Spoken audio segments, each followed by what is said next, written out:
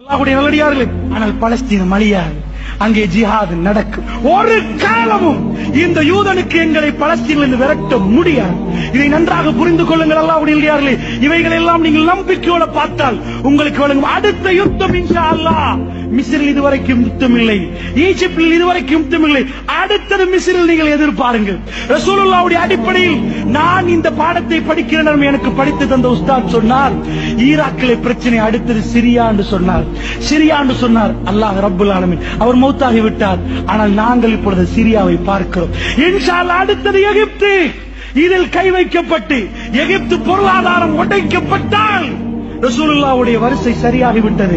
அப்படி என்றால் இந்த யுத்தங்கள் நடந்து கொண்டு போகுமா என்றால் அல்லாஹ்வுடைய நல்லடியார்களே, மறுமை நாளைக்குரிய அடையாளங்கள் அத்தனையும் ஒன்று சேர்ந்து கொண்டிருக்கின்ற அர்த்தம்.